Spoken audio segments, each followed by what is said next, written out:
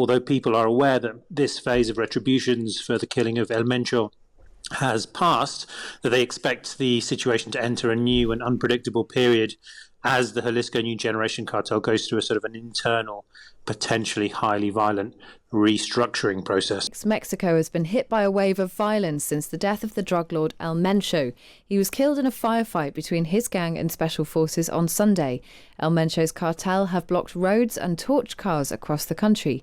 Dozens of prisoners have also escaped from a jail in a beach resort on Mexico's Pacific coast. Well, let's get the latest from Jon Bonfiglio, a correspondent who's based in Mexico. Good morning. Morning, Kate. What is the situation like? When we spoke to you earlier in the week and things were not great, where are we now?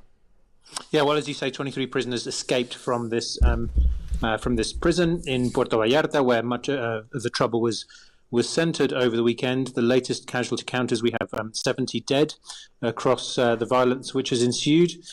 Truthfully, the violence has eased now in the last couple of days, although streets across the country remain quieter than usual, I would say, an indication of the fact that although people are aware that this phase of retributions for the killing of El Mencho has passed, that they expect the situation to enter a new and unpredictable period as the Jalisco New Generation Cartel goes through a sort of an internal, potentially highly violent restructuring process. And is that what we're seeing here? Is this a response to the death of El Mencho in a sort of retribution sense, or is this the cartel itself trying to work out where things go from here? No, the phase we've had so far is a retribution. It's a demonstration to the state of the vast power that the cartel, this specific cartel, has, and it's sort of an equaling of scores, if you like. The big question now going forward is whether the Jalisco New Generation Cartel can maintain its structural integrity and sort of simply pass on from one leader to the next, or whether it's going to fracture with the inevitable violence, score settling and struggle for sort of primacy, which we've seen time after time in these instances will take place. At the moment, interestingly, I think there's no clear line of succession evident, and it's a fact sort of complicated by the vast range and control of the group. I mean, not just national, but international as well. And it also has a sort of an operational franchise structure in which groups are loosely affiliated to it, but that those could easily turn or divest or even make a personal bid for power or advancement themselves. And wherever that happens is where we're going to see strong accelerations of violence going forward. So has this operation then had a genuine impact on the global drugs trade? I would say it's impossible to answer that question, obviously, a couple of days down the way. But what I can certainly say as regards previous similar parallel instances is that it will have had nil effect on the global drugs trade. All it generates is excessive violence in and around where these situations take place. But no, the infrastructure, the supply and demand, the supply chains that are in place around these structures is highly evolved and resistant.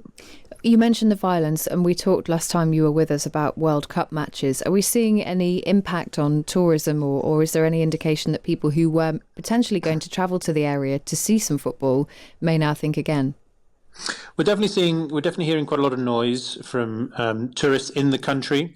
And also people sort of questioning whether Mexico has the capacity to safely host the World Cup, especially given that one of Mexico's three host cities is Guadalajara in Jalisco, the home base to this cartel, and where it has near total dominion, and also which to some extent was the epicenter of the violence on Sunday. Today, the World Cup was the focal point for Mexican President Claudia Sheinbaum's press conference, in which he repeatedly said that Mexico could guarantee.